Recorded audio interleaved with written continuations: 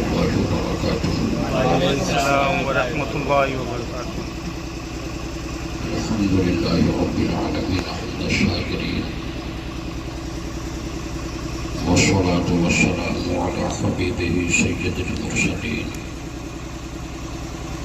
وعلى آله الطيبين الطاهرين وأصحابه المكرمين المعصومين، أما بعد، فأعوذ بالله من الشيطان الرجيم. بسم الله الرحمن الرحيم. إني نظرت لك ما في بطني محررا فتقبل مني إنك أنت السميع العليم. آمنت بالله ورسوله صدق الله العظيم وصدق رسوله النبي الكريم، ونحن على ذلك لمن الشاهدين والشاكرين، والحمد لله رب العالمين. خلوص سے درود پڑھیے. اللہ محمد صلی اللہ علیہ وسلم. نحن عباد نحن محمد عباد محمد صلی اللہ علیہ وسلم آلہ وصحابہ. بخشش کی نیت سے کلمہ طیب پڑھ لیجیے. لا الہ الا اللہ محمد رسول اللہ صلی اللہ تعالی علیہ وسلم.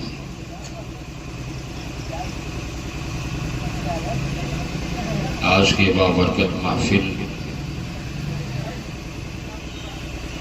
ایک منت سے تعلق رکھتی ہے. رب قدیر اپنے فضل و کرم اور نبی دو جہاں صلی اللہ علیہ وسلم کے توسل سے اس میلاد پاک کو قبول فرمائے. آمین. ہم سب کی حاضری کو بھی قبول فرمائے. آمین. اور بانی محفل کے جملہ مقاصد حسنہ میں کامیابی عطا فرمائے. آمین. پوری دنیا کے اہل ایمان پر اللہ فضل فرمائے، کرم فرمائے، سب کی بخشش فرمائے. آمین. ذرا غور سے سنیے، کارآمد باتیں بیان کرنے کی کوشش کروں گا. منت کی شرعی حیثیت کیا ہے، اس کو سمجھنے کی ضرورت ہے. غیر واجب کو اپنے اوپر واجب کرنا، جو چیز ہم پہ واجب نہیں ہے اور اس کو ہم نے اپنے اوپر واجب کیا، اس کی دو صورت ہے. پہلی صورت یہ ہے کہ نماز نفل ہم پہ واجب نہیں ہے، پڑھیں گے تو ثواب، نہیں پڑھیں گے تو گناہ بھی نہیں ہے. سنت غیر مؤکد ہم پہ واجب نہیں ہے، پڑھیں گے تو ثواب، نہیں پڑھیں گے تو گناہ نہیں ہے. لیکن کسی نے عصر کی سنت شروع کیا، ایک یا دو رکعت اس نے پڑھا اور نماز توڑ دیا، نماز مکمل، تو اب اس نماز کا دہرانا واجب ہو گیا. اس نماز کا دہرانا آپ پہ واجب نہیں تھا، پھر آپ نے شروع کیوں کیا؟ اور جب شروع کیا ہے تو اس کو پورا کرنا اب آپ پہ واجب ہے. اسی طریقے سے آپ نے 2 رکعت نفل کی نیت کی اور تکبیر تحریمہ آپ نے کہا، نماز شروع کیا، ابھی 1 رکعت بھی نہیں پڑھے تھے کہ آپ نے نماز توڑ دیا، تو اس 2 رکعت نفل کا پڑھنا آپ پہ واجب ہو گیا. غیر ضروری چیز کو اپنے اوپر ضروری کر لینا، غیر واجب کو اپنے اوپر واجب کر لینا، ایک صورت یہ. دوسری صورت منت، میلاد کرنا ان پہ واجب نہیں تھا، یا کسی پر واجب نہیں ہے کہ میلاد نہ کرے گا تو گنہگار ہوگا. لیکن انہوں نے اپنے کام کو میلاد پر موقوف کیا میرا فلاں کام ہو جائے گا تو ہم میلاد کریں گے. اب وہ کام اس کا پورا ہوا تو میلاد کرنا واجب. کسی نے منت مان لی کہ میرا فلاں کام ہو جائے گا تو ہم قرآن خوانی کرائیں گے. کام ہو گیا، قرآن خوانی کرانا واجب ہو گیا. منت مان دی کہ میرا فلاں کام ہو جائے گا تو ہم ایک روزہ رکھیں گے. کام ہو گیا، روزہ رکھنا واجب ہو گیا. تو غیر ضروری چیز کو اپنے اوپر ضروری کرنے کی یہی دو صورت ہے. منت یہ امر شرعی ہے، شریعت کا حکم ہے کہ جب کسی بلا میں پھنسو تو کسی عبادت کو موقوف بنا لو کہ میرا فلاں کام ہو جائے گا تو ہم فلاں کام کریں گے. یہی ہے منت. شریعت محمدیہ سے پہلے بھی منت کا رواج، منت کا رواج ہمارے نبی کے آنے سے پہلے بھی تھا. اب جیسے حضرت موسیٰ علیہ السلام اپنی قوم کو لے کر جب یہودیوں سے لڑنے کے لیے گئے اور میدان میں اکٹھے ہوئے تو کفار و مشرکین کی تعداد کو ان کی امت نے دیکھا تو تھرا. اتنے لوگوں سے ہم لڑ کیسے پائیں گے؟ ہم کم تعداد میں ہیں، کفار زیادہ ہیں، ہم سے مقابلہ کیسے کریں گے؟ حضرت موسیٰ کلیم اللہ نے اپنی قوم کی حالت کو دیکھا تو فوراً رب کی بارگاہ میں ہاتھ اٹھا دیا، ہاتھ اٹھا دیا اور دعا کیا کر رہے ہیں؟ اللہم انصرنا علیہم بالنبی المبعوث فی آخر الزمان نجد صفتہ فی التوراۃ. اے اللہ، میرے ماننے والے مٹھی بھر ہیں، کفار کی کثیر تعداد ہے، ان کے پاؤں جگمگا رہے ہیں. جس نبی کا تذکرہ ہم نے توریت میں پڑھا ہے، مولا اس نبی کی وسیلے سے ہمیں غلبہ عطا فرما، نصرت عطا فرما، کامیابی عطا فرما. اللہ نے قبول کیا اور مٹھی بھر اہل ایمان ان پر غالب آ گئے. انہی کے زمانے میں ایک عورت تھی جس کا نام تھا حنا. کمزور ہو گئی، بوڑھی ہو گئی، کوئی بچہ نہیں.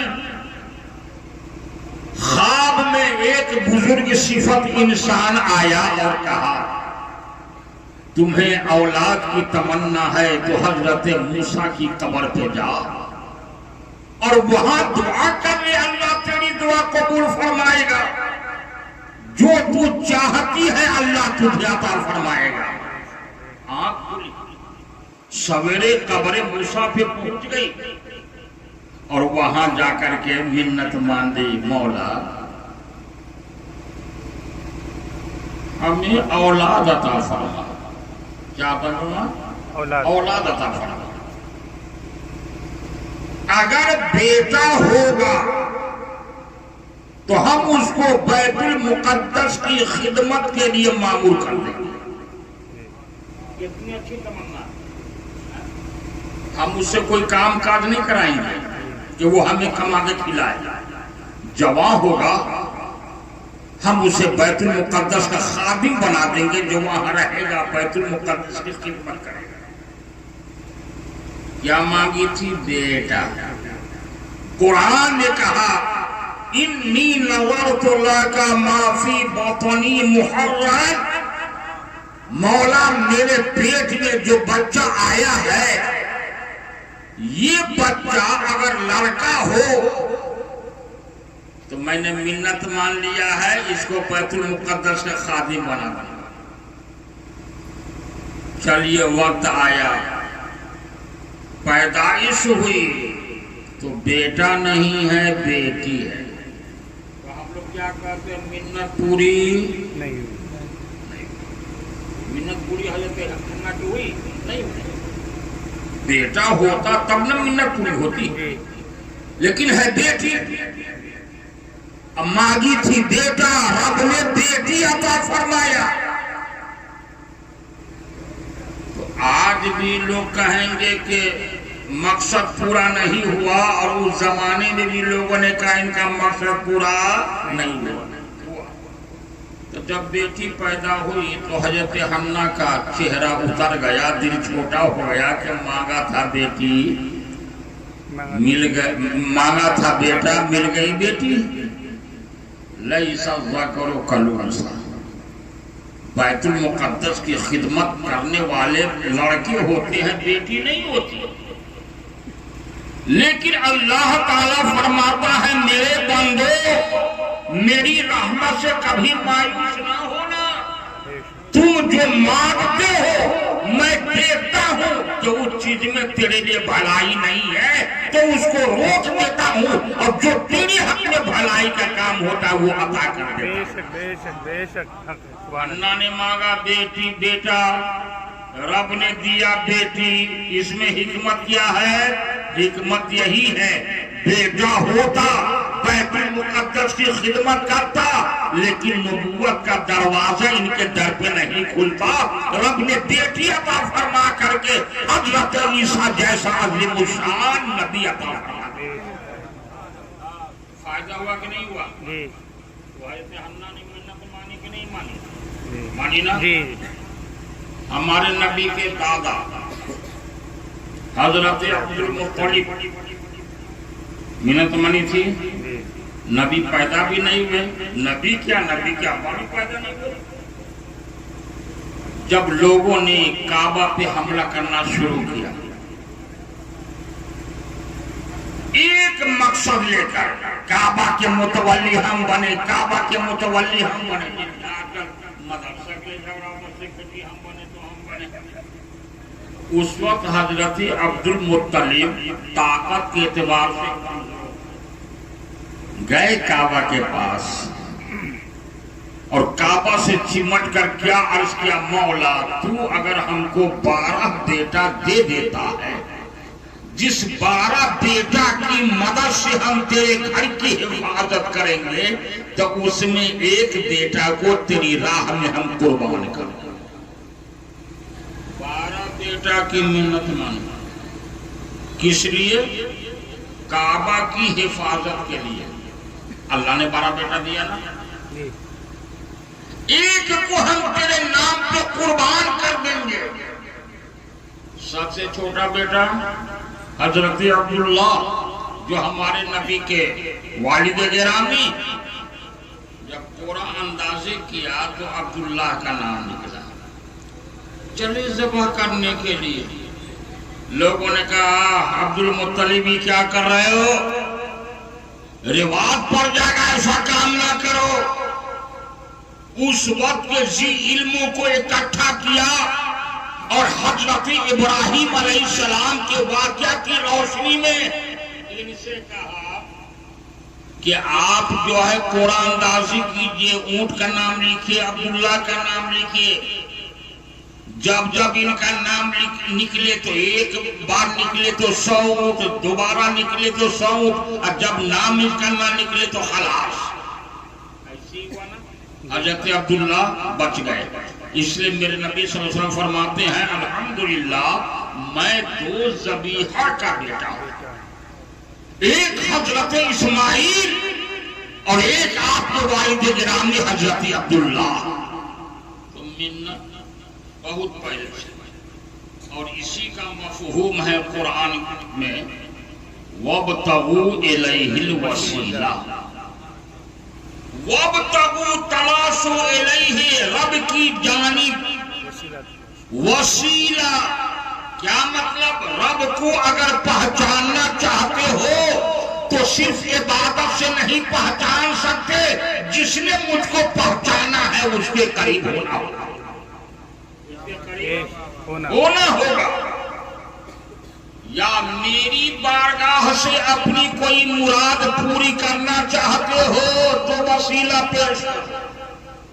اب وسیلہ دو طرح کا ہوتا ہے، ایک ذات اور ایک عبادت۔ حضرت موسیٰ نے فتح و نصرت مانگا تھا نبی کے وسیلے سے، کہ آخری نبی جن کا تذکرہ توریت میں ہے ان کے وسیلے سے ہمیں کامیابی عطا فرما۔ یا تو کسی اللہ کے نیک بندوں کو ذریعہ بنا کر رب سے اپنی بات مقصد پورا کروائے، یا عبادتوں کو ذریعہ بنا کر کے اپنا مقصد رب کی بارگاہ میں حاصل کرے۔ عبادت تو یہ سب عبادت ہے، یہ سب روزہ کی منت ماننا، حج کی منت ماننا، عمرہ کی منت ماننا، قربانی کی منت ماننا، میلاد کی منت ماننا، قرآن خوانی کی منت ماننا، درود کی منت ماننا، یہ سب عبادات میں شامل ہے۔ کس میں؟ عبادات میں شامل ہے۔ عبادتوں کو موقوف بنایا جائے، یعنی مشروط کہ میرا کام ہو جائے تو ہم قرآن خوانی کریں گے، میلاد پڑھیں گے، یا یہ ہے کہ ہم درود پڑھیں گے، یا اتنی بار تصویر پڑھیں گے، کچھ بھی آپ منت مان سکتے ہیں جو شرعی ہے۔ اور جب منت مان لیے، کام آپ کا پورا ہو گیا تو جتنی جلدی ہو اس کو ادا کرنا چاہیے۔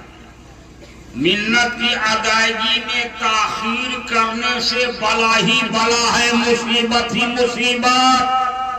جو چیز آپ پہ واجب نہ تھی آپ نے اپنے اوپر واجب کر لیا تو اس کو جتنی جلدی ہو ادا کیجیے۔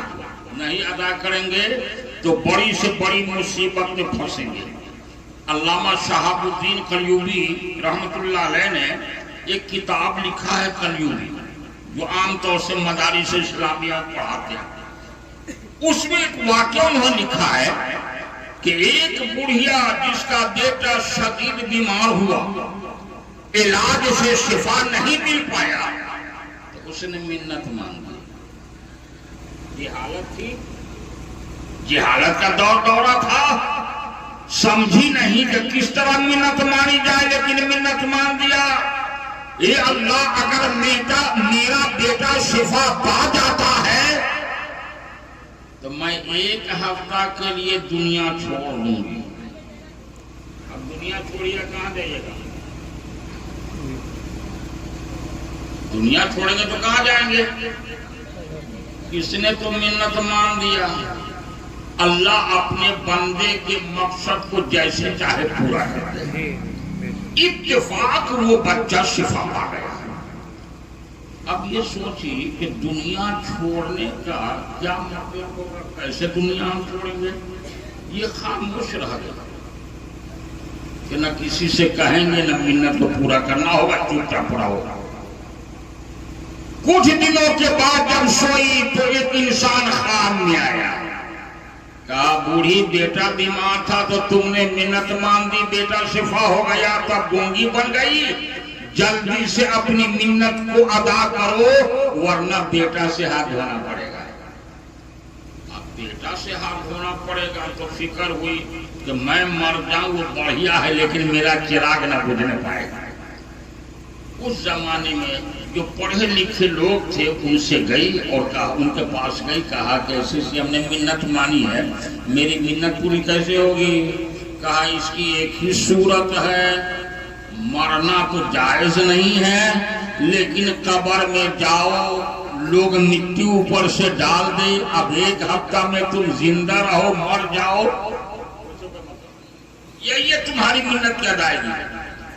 چلیے اپنے بیٹا کی زندگی کے لیے اپنی زندگی کا سودا کر رہی ہے، محلے میں آئی، کہا ایسا ایسا کام کرو، قبر کی کھدائی کی گئی، اوپر سے تختہ لگا دیا، مٹی میں ڈال دیا، اس میں آکسیجن کتنا رہے گا؟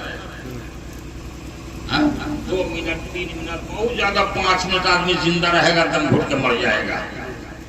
گاؤں والے گھر والے سمجھے کہ بڑھیا گئی تب دوبارہ آئے گی، نہیں آئے گی، لیکن اللہ جس کو جس حال میں رکھے اس کی قدرت چلیے اس میں بہت ساری باتیں اس نے دیکھی. ایک ہفتہ ہوا تو گاؤں والے گئے کہ چلو مٹی ہٹاؤ دیکھو گڑیا زندہ ہے کہ مر گئی. جب اس مٹی ہٹائی گئی تختے ہٹائے تو گڑیا باہر آ گئی. ایک ہفتہ جو نہ کھایا ہو نہ پانی پیا ہو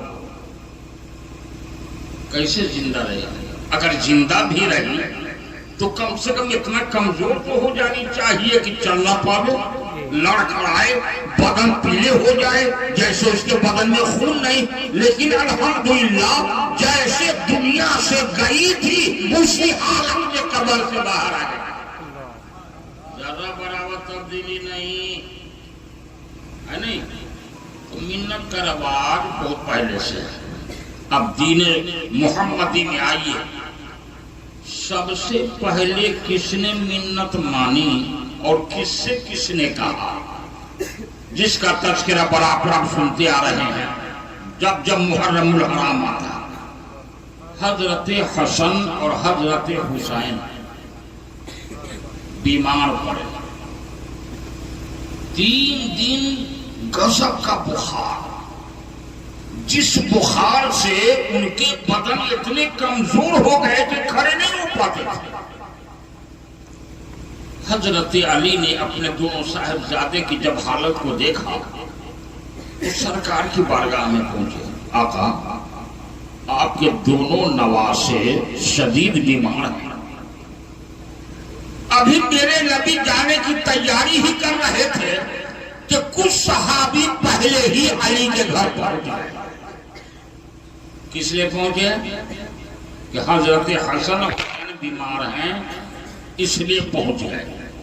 میرے آقا چند صحابہ کے ساتھ حضرت علی کے دولت قدر پہ تشریف لے گئے. دونوں نواسے کو دیکھا تو جو لوگ پہلے پہنچے ہوئے تھے ان سے پوچھا کہ آپ لوگ یہاں کس لیے آئے؟ تو لوگوں نے جواب دیا میرے نبی جب ان دونوں کی بیماری کی خبر ہم تک پہنچی ہے تو ان کو دیکھنے کے لیے آئے. نبی فرماتے اور کوئی دوسرا مقصد؟ کہا کوئی دوسرا مقصد نہیں، ایک ہی مقصد کہ دونوں بیمار ہیں، چلو دیکھ لیا جائے. تو میرے نبی نے خوشخبری سنائی. سنو، جب کوئی انسان کسی بیمار کو دیکھنے کے لیے جاتا ہے، اگر صبح کے وقت چلا تو اس وقت سے لے کر شام تک 70,000 فرشتے جانے والے کے لیے دعائے رحمت اور دعائے بخشش کرتے ہیں. اگر کوئی شام کو گیا تو شام سے صبح تک 70,000 فرشتے ان کے حق میں دعا کرتے ہیں. کتنی اچھی عبادت ہے یہ، کسی بیمار کو دیکھنے کے لیے جانا. چلیے میرے آقا نے علی کو بلایا. علی ادھر آؤ، فاطمہ ادھر آؤ. سرکار جس کے لیے دعا فرما دے وہ دعا کبھی رد نہیں ہوتی. میرے نبی زبان کھولتے اور رب قبول نہ کرے. تعلیم امت مقصود. علی سے فرماتے علی روزے کی منت مان کہ حسنین ٹھیک ہو جائے. فاطمہ تم بھی منت مان دو کہ دونوں صحیح ہو جائے. حضرت علی نے منت مانی، یا اللہ اگر میرا دونوں لخت جگر شفا پا گیا تو ہم 3 روزہ رکھیں گے. حضرت فاطمہ نے بھی منت مان دیا میرا دونوں بیٹا اچھا ہو جائے تو 3 روزہ رکھیں گے. گھر کی خادمہ جو فدہ نامی تھی اس نے دیکھا کہ علی بھی منت مان لیے، فاطمہ تو ہمارے پیچھے کیوں رہو، یہ بھی منت مان لی کہ ہمارے دونوں آقا شفایاب ہو جائیں تو ہم 3 روزہ رکھیں. نبی نے دعا نہیں فرمائی شفا کے لیے، نبی دعا فرما دیتے کام ہو جاتا. لیکن تعلیم امت کے لیے کہ جب تمہارے سر پہ کوئی بلا اور مصیبت آئے ایسے وقت میں عبادت کو ذریعہ بنا کر رب کی بارگاہ میں پیش کرنا اور اپنا مقصد پیش کرنا، اللہ عبادت کی برکتوں سے تیرا مقصد پورا کرے. مان دیا منت، اللہ نے شفا کا فرما دیا. جب شفا مل گئے تو منت واجب ہو گئی نا، 3 روزہ رکھنا واجب ہو گئے، تو ٹال مٹول نہیں کیے، ادھر شفا مل گئے تو حضرت علی اور فاطمہ اور فدہ نے روزہ رکھنے کا ارادہ کر لیا کہ وہ روزہ کرا۔ 1 ہفتہ کیوں نہیں چھوڑ دیا، 15 دن ٹال دیتے، 1 مہینہ کے بعد روزہ رکھیں گے، ایسا کیوں؟ تو اب قرآن اس منت کی ترجمانی کر رہا ہے، یوفون بالنذر ویخافون یوما کان شرہ مستطیرا۔ نبی کے گھر آنے والے اپنی منت کی ادائیگی کر رہے ہیں، جلدی کیوں کیے؟ ایسا نہ ہو یہ قضا ہو جائے، زندگی کا ٹھکانہ نہیں، قیامت کا دن جو بڑا ہولناکی کا دن ہے، پریشانی کا دن ہے، ذرہ ذرہ کا حساب ہوگا، اس حساب کے خوف سے نبی کے گھر آنے والے نے جلدی سے منت کو ادا کیا۔ چلیے آج پہلا روزہ ہے، گھر میں کھانے کا سامان نہیں ہے، تو حضرت فاطمہ نے کہا علی سے کہ جائیے پڑوسی یہودی ہے، اس سے 3 دن کے لیے آپ کچھ مانگ لیجئے کہ 3 دن روزے کا سامان ہو جائے۔ تو کیا لائے مانگ کر کے؟ جو کیا لائے مانگ کے؟ جو آج جو پیسا اتنا کہ جس سے افطار کے لیے روٹی بن جائے، پھر اور کو بچا کے رکھا کہ کل بھی کام آ جائے، پرسوں بھی کام آ جائے۔ آج پہلا روزہ ہے، حضرت فاطمہ نے جو کو پیسا، شام ہوئی، آپ نے گونٹھا، روٹی بنایا، سورج ڈوبنے والا ہے، دسترخوان سجا، اس پہ جو کی روٹی سرکہ رکھ کے بیٹھ گئے کہ اب سورج چھپ جائے کہ ہم افطار کریں۔ اتنے میں دروازے سے آواز آتی ہے، وہ نبی کے گھر آنے والے، میں 3 دن کا بھوکا ہوں، کھانا میسر نہیں آیا، اللہ کی رضا کی خاطر اگر آپ کے پاس کچھ ہے تو ہمیں عطا کیجیے۔ نبی کا گھرانہ وہ گھرانہ ہے جو خود بھوکا رہنا پسند کرتے لیکن کسی سائل کو محروم نہیں کرتے۔ دیکھ رہے ہیں جتنی روٹیاں دسترخوان پہ ہیں، ہم تینوں کے لیے کافی ہے، اور اس کے علاوہ روٹی ہے نہیں، مانگنے والا آواز دے رہا ہے۔ علی شیر خدا نے پوری روٹیاں اٹھایا، اب مانگنے والے کو دے دیا، پانی پی کر افطار کیا، پانی پی کر افطار کیے۔ اب تو روٹی بہنے کے کھائیں، سحری کے وقت پانی پی لیے، پھر دوسرا روزہ، پھر آٹا پیسا گیا، پھر روٹی بنی، پھر دسترخوان پہ رکھے، شام ہونے والی ہے، سورج ڈوبنے والا ہے، پھر ایک سائل دروازے سے آواز دیتا ہے، میں یتیم ہوں، ہمیں چند دنوں سے کھانا میسر نہیں آیا، اللہ کے واسطے کچھ ہے تو عطا کر دو۔ علی نے دے دیا، پھر پانی پی کر افطار کیے، سحری پر پانی۔ تیسرا روزہ ہے، پھر آٹا پیسا، روٹی بنائے، دسترخوان پہ رکھے، سورج ڈوبنے کے قریب ہے، بیٹھے ہیں افطار کے لیے، پھر آواز آتی ہے، وہ نبی کے گھرانے، ہم قیدی ہیں، کھانا ہم کو ملا نہیں ہے، اگر تیرے پاس کچھ ہے تو للہ ہمیں کچھ عطا کیجیے۔ اس کو دے دیا، اس لیے دیا نام کے لیے کہ ہمارا نام لے جا کے بڑا سخی ہے۔ اب قرآن بول رہا ہے یہ کھلانا کیسا، وَيُطْعِمُونَ الطَّعَامَ عَلَىٰ حُبِّهِ مِسْكِينًا وَيَتِيمًا وَأَسِيرًا۔ نبی کے گھرانے والے اللہ کی محبت میں پہلا دن ہے، مسکین کو دے دیا، دوسرا دن ہے یتیم کو دے دیا، تیسرا دن ہے قیدی کو دے دیا، اور اپنے کچھ نہیں کھایا۔ اللہ کی محبت، جس کے دل میں حب الہی ہو وہ اپنی پرواہ نہیں کرتا، غیروں کی فکر میں رہتا ہے، غیروں کی پرواہ کرتا ہے۔ لیکن آج ہم لوگ کسی کو کھلاتے ہیں تو ایک کے نظریہ، آج لگاؤ تو کل پاؤ، ہے نہیں؟ آج ہم مالدار کو کھلائیں گے، کل وہ ملے گا ہائی تھوڑا سا ہم سے پڑھ کے کھلائے گا۔ غریب ہے، اچھا غریب کو کھلاؤ، کبھی کام آئے گا نا تو اس سے کام کروا لیں گے. یہی مقصد ہے, یہی مقصد. اللہ فرماتا ہے کیوں کھلائے؟ کیا علی اور فاطمہ کا یہ مقصد تھا کہ آج ہم کھلا رہے کل ہمیں کام آوے یا ہمارا شکریہ ادا کرے؟ علی کی بولی ہے, رب اس کی ترجمانی کر رہا ہے. وَلَا نُرِيدُ مِنْكُمْ جَزَاءً وَلَا شُكُورًا. او قیدی, او یتیم, او مسکین, ہم رب کی محبت میں تم کو کھلائے ہیں. ہم تم سے کوئی بدلہ لینا نہیں چاہتے کہ میرا کام کرنا یا میرا شکریہ. اس آیت کریمہ نے منت کو ثابت کیا کہ نہیں کیا؟ حدیث مصطفیٰ نے منت کو ثابت کیا کہ نہیں کیا؟ تو منت ماننا یہ امر شرعی ہے, کوئی گناہ کا کام نہیں ہے.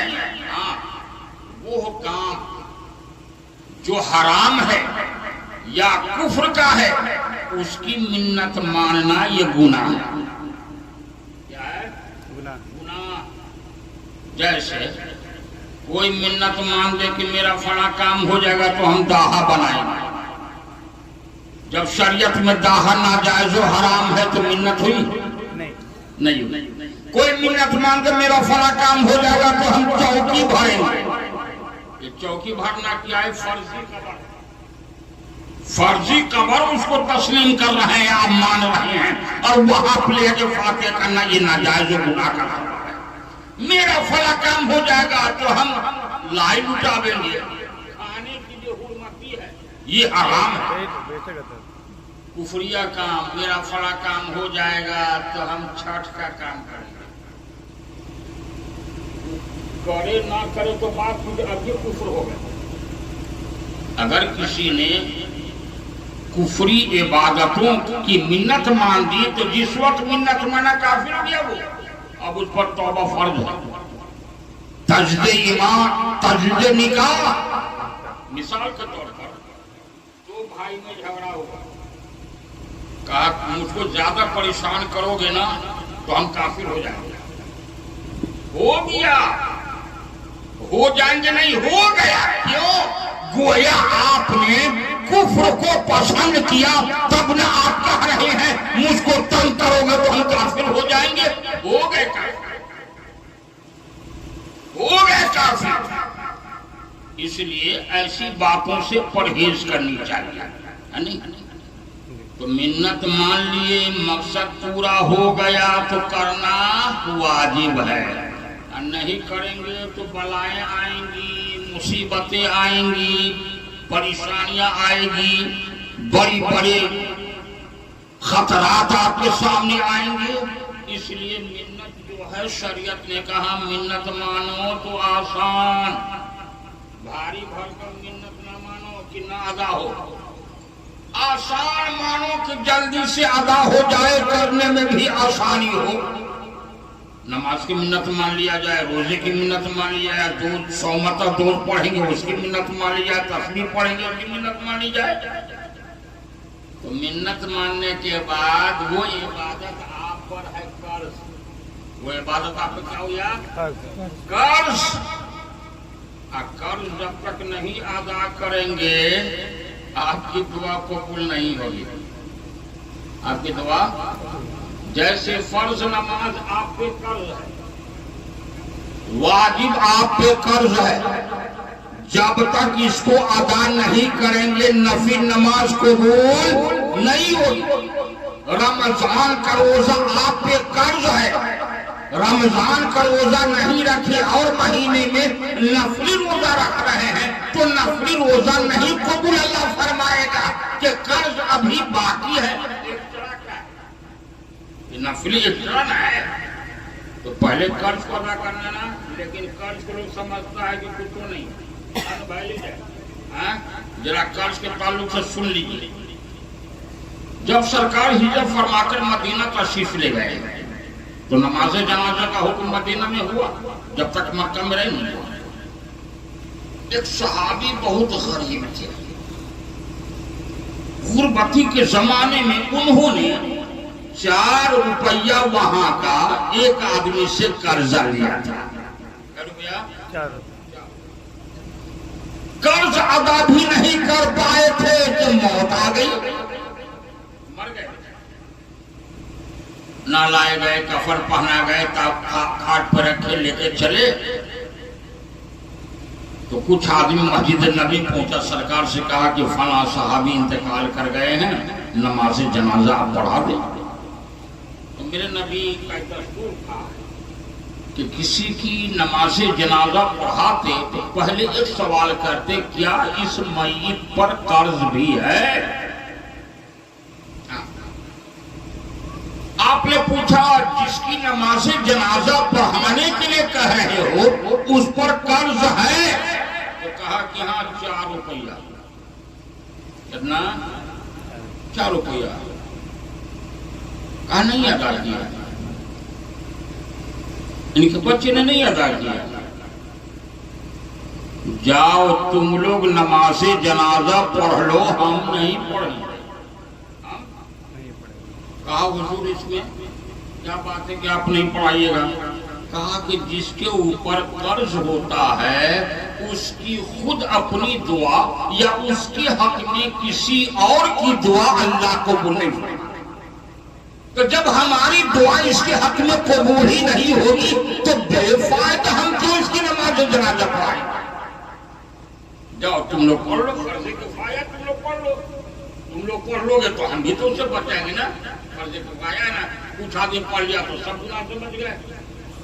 اتنے میں حضرت جبریل بارگاہ رسول میں رب کا پیغام لے کر آ گئے.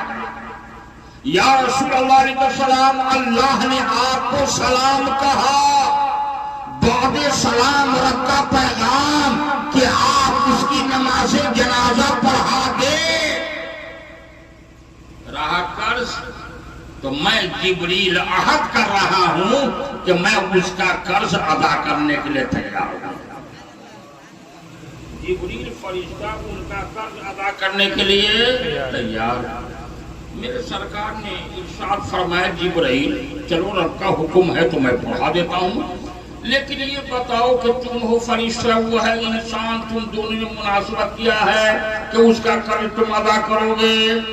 تو جبریل نے کہا کہ رب نے مجھ سے فرمایا میرا بندہ جب تک دنیا میں زندہ رہا سورہ اخلاص کثرت سے پڑھتا تھا، اور میرا وعدہ ہے غربتی کے زمانے میں اگر اس سورہ کو کثرت سے پڑھے گا تو امیر بنا دیں گے، اور قرض کی حالت میں پڑھے گا تو قرض کی ادائیگی کی کوئی سبیل پیدا ہے زندگی میں نہیں دے سکا. اس لیے جبریل تم اس قرض کو ادا کر دو. ذرا سمجھیے قرض اچھی چیز بھی ہے اور بری چیز بھی ہے. قرض انسان کی ضرورت میں کام آتا ہے کہ آپ کسی سے پیسے لے کر کے اپنی ضرورت پوری کر لیں، لیکن لینے کے بعد انسان کی عادت بگڑ گئی، سستی ہے، دیں گے کبھی، اپنا کام کیے جا رہا ہے، جس نے قرض دیا اس کو دے نہیں رہا ہے. اب تو حال یہ ہے کہ دینے والا اتنا مجبور ہو جاتا ہے کہ اپنی ساری پریشانی سامنے اگل دیتا ہے، اسے ہے وہ ایسے ہے، اچھا ٹھیک ہے ہم انتظام کر کے دے دیں گے، انتظام کر کے دیں گے. اگر سستی کی بنیاد پر کوئی اپنا قرض نہیں ادا کرتا ہے نہ آپ کی کوئی عبادت مقبول، نہ آپ کی دعا قبول، نہ آپ کے حق میں کسی کی دعا قبول ہوگی. اسی لیے صحابہ کی تاریخ پڑھیے، شعبان کا چاند جب نکلتا تھا تو 14ویں تاریخ تک وہ صحابہ جس کے اوپر قرض ہوتا تھا اپنا اپنا قرض ادا کر دیتے تھے. کہا ایسا کیوں؟ تو حدیث پیش کرتے کہ جس کے اوپر قرض ہوتا ہے اس کی عبادتیں دعائیں قبول نہیں ہوتی، تو کیوں نہیں آنے والی مبارک رات سے پہلے ہم اپنے قرض سے نجات پا جائیں تاکہ عبادت بھی قبول ہو، دعا بھی قبول ہو. شعبان کی 14ویں تاریخ سے پہلے اپنے قرض کو ادا کر دیتے تھے. اور آج ہم لوگ قرض لے کر کے قرض دینے والے کو خوب گھماتے ہیں. غور کیجئے کتنی بری چیز ہے. اگر نہیں ادا کر رہے ہیں تو کتنی بری چیز ہے. بلا میں پھنسیں گے, مصیبت میں پھنسیں گے. تو اللہ تبارک و تعالی اپنے بندوں پر بڑا مہربان. آپ اپنا مقصد پورا کرنا چاہتے ہیں تو اللہ کے ولیوں کو دعا میں پیش کیجئے یا اس کی عبادتوں کو پیش کیجئے. دونوں طریقے سے آپ کا مقصد پورا ہوگا. اب دیکھیے ذات کی بات. سرکار پردہ فرما گئے. حضرت عباس جو سرکار کے چچا زندہ تھے, بارش نہیں ہو رہی ہے, قحط سالی پڑ گئی. لوگ انفرادی طور پہ دعا کر رہے ہیں لیکن دعا قبول نہیں. ایک دن لوگ اکٹھے ہو گئے اور حضرت عباس کو بیچ میں رکھ دیا اور کیا دعا کر رہے ہیں؟ اللہم انزل علینا الماء بعم نبیک عباس. اے اللہ ہم پر بارش نازل فرما اپنے نبی کے چچا عباس کے توسل سے. دعا کیا. حضرت عباس کا واسطہ رب کی بارگاہ میں پیش کیا. اللہ تبارک و تعالی آنن فانن آسمان کو ابر آلود کیا اور موسلادھار بارشیں ہو گئی. بارش ہو گئی. اچھا, آج گنبد خضرا ہے ہرا بھرا. شروع میں اوپر سے کھجور کی ڈالیں سب پتے سب دے کر کے مٹی دے کے چھت دیا تھا. حضرت عائشہ زندہ ہے. لوگ ہے کہ عائشہ کی بارگاہ پہنچے, بارش نہیں ہو رہی ہے, دعا کیجیے نا. تو حضرت عائشہ ایک ڈنڈا لیا اور حجرہ میں گئی, چھت میں سوراخ کر دیا اور دعا کیا. اب اس دعا میں کس کو پیش کیا؟ نبی دو عالم صلی اللہ علیہ وسلم کو. جس حجرہ میں تیرا نبی آرام کر رہا ہے اس نبی کے توسل سے اللہ اپنے بندوں پہ کرم فرما, بارش نازل فرما دے. بارش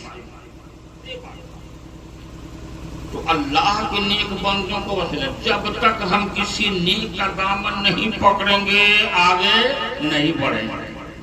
اب جیسے مثال کے طور پر اللہ کو پہچاننے کے لیے نبی تک جانا ضروری ہے. پہلے نبی وہ نبی اللہ سے قریب کرے گا, ڈائریکٹ نہیں. ڈائریکٹ والے تو زمانے میں کیا کر رہا ہے, کام کیا کر رہے ہیں, یہ خود کو تھوڑی خدا سمجھتے ہیں. ہم ان کی عبادت اس لیے کرتے ہیں کہ ان کے ذریعے ہم وہاں تک پہنچیں گے. یہی عقیدہ تھا ان لوگوں کا کہ حقیقت میں اس کو ہم خدا نہیں کہتے ہیں. خدا کوئی ہے, اس کی ہم بندگی اس لیے کرتے ہیں کہ یہ ہم کو وہاں تک پہنچائے گا. اچھا, کچھ لوگ تھے جو ایمان لائے پھر گئے تو کہا کہ اب اوروں سے ہم کو کوئی بات نہیں ہے, ہم ڈائریکٹ والے ہیں, اللہ سے محبت کرتے ہیں, اسی سے محبت ہے, اسی سے محبت ہے. اللہ تعالیٰ قرآن کی آیت نازل فرمایا, ان کنتم تحبون اللہ. محبوب ان لوگوں سے کہو جو یہ کہتے ہیں کہ ہم ڈائریکٹ اللہ سے محبت کرتے ہیں, ان سے کہو. کیا کہو؟ اتبعونی, پہلے میری پیروی کر, جو ہم کر رہے ہیں وہ تو کر. جب ایسا کرو گے یحببکم اللہ, تب اللہ کے مجھ کو چھوڑ کے چاہو گے کہ اللہ کے ہم دوست بن جائیں گے. یہ محال ہے, محال. پہلے میری پیروی کرو, میرے نقشے قدم پہ چلو, میری محبت کو دل میں جگہ دو, تو اللہ تعالیٰ اپنی راہ کھول دے گا, تمہاری پہنچ رب کی بارگاہ میں ہو جائے گی. نبی کے بعد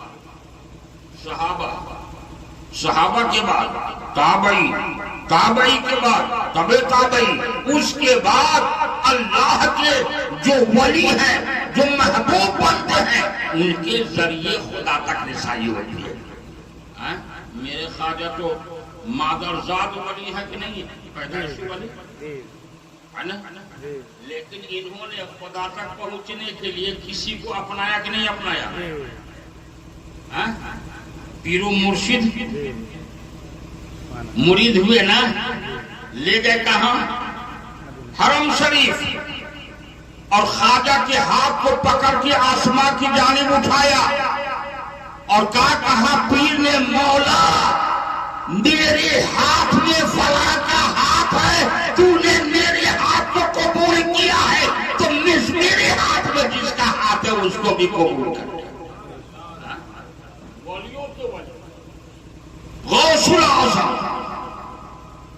سب کچھ ہے، ماں کے پیٹ ہی میں ولی ہے، عالم ارواح میں ولایت کا تاج ان کو عطا فرما دیا، لیکن پھر بھی دنیا نے جو زینہ بزینہ ہے، آپ نے پیر و مرشد کو اپنایا کہ نہیں اپنایا؟